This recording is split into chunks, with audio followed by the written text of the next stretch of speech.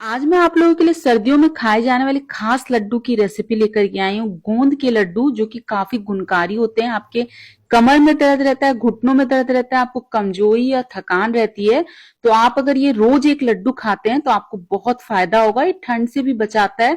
तो चलिए बना लेते हैं। इसको बनाने के लिए सबसे पहले आपको गोंद लेना है। तो एक कटोरी फिक्स कर लीजिए, उसी से आपको सभी चीजें लेनी है। तो एक कटोरी मैंने गोंद ले लिया है। अब आप कढ़ाई लीजिए, कढ़ाई में घी डालिए। तो आधा कप घी डाल रही हूँ। तो टोटल हम 3/4 कप घी का इस्तेमाल करेंगे। अभी मैंने सिर्फ आधा कप घी डाला है।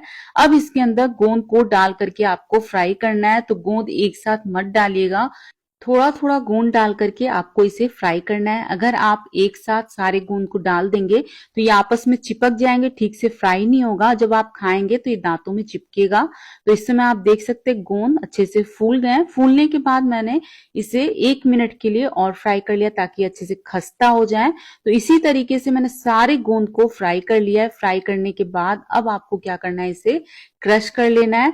तो मैं कटोरी की हेल्प से इसे क्रश कर ले रही हूँ। तो ये जल्दी क्रश हो जाते हैं क्योंकि ये काफी क्रिस्पी हो चुके हैं।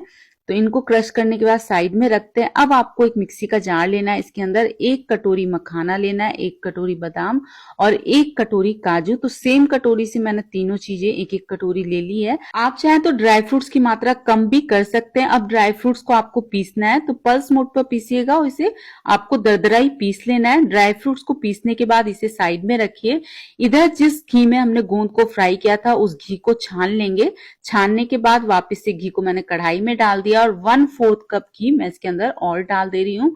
अब इसके अंदर 1 कटोरी गेहूं का आटा डालेंगे। तो गेहूं के आटे को आपको लो फ्लेम पर भून लेना है। तो जैसे जैसे आप भूनेंगे, जब ये भुनना शुरू हो जाएगा तो इसमें से वापस से घी निकलना स्टार्ट हो जाएगा और इसका कलर भी चेंज होने लगेगा। तो इस समय देख सकते हैं इसका कलर चेंज हो गया, इसने घी को भी छोड़ दिया है। अब इसके अंदर डाल देंगे पिसा हुआ ड्राई फ्रूट्स, जो हमने ड्राई फ्रूट्स पीसे थे वो डाल देंगे। और सेम कटोरी से मैंने 1 कटोरी नारियल का बुरादा भी डाल दिया है। तो ड्राई फ्रूट्स और नारियल के बुरादे को हमने पहले नहीं भुना था। तो इस समय आप लो फ्लेम पर आटे के साथ 3 से 4 मिनट के लिए ड्राई फ्रूट्स को, नारियल के बुरादे को भून लीजिएगा। बस इस बात का ध्यान रखिएगा जले नहीं, लो फ्लेम रखिएगा और इसे अच्छे से भून लीजिएगा। भुनने के बाद अब मैं इसके अंदर 1 कटोरी मावा डाल रही हूँ। मावा को मैंने ग्रेट करके डाला है। मावा से लड्डू का टेस्ट बहुत अच्छा आएगा। अगर आप चाहते हैं कि आपके लड्डू लंबे समय तक चलें तो आप मावा स्किप कर सकते हैं या फिर मावा की जगह मिल्क पाउडर भी डाल सकते हैं। मावा डालने के बाद मैंने लगभग 2 से 3 मिनट के लिए इसे लो फ्लेम पर भून लिया है। मिक्सचर हमारा बिल्कुल तैयार है। इसे मैंने एक परात के अंदर निकाल लिया है। अब आपको क्या करना है, जो गोंद हमने क्रश करके रखा था वो भी इसके अंदर डाल देना है।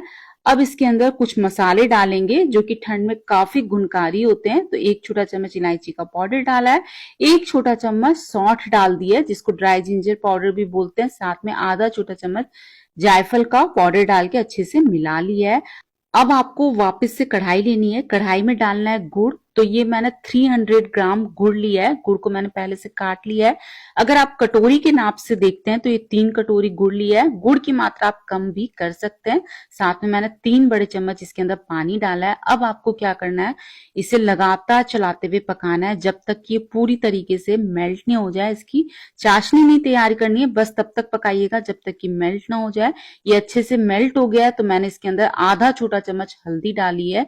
हल्दी के भी बहुत सारे फायदे हैं, इसलिए मैंने हल्दी डाल दी है। अब इन सभी चीजों को मिक्स करने के बाद गैस को बंद करिए।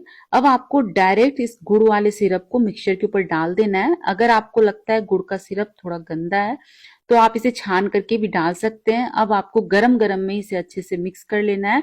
जैसे ही मिक्स करेंगे ना तो मिक्सचर हल्का सा ठंडा हो जाएगा। आप आराम से इसको हाथ में लेकर के लड्डू बना सकते हैं।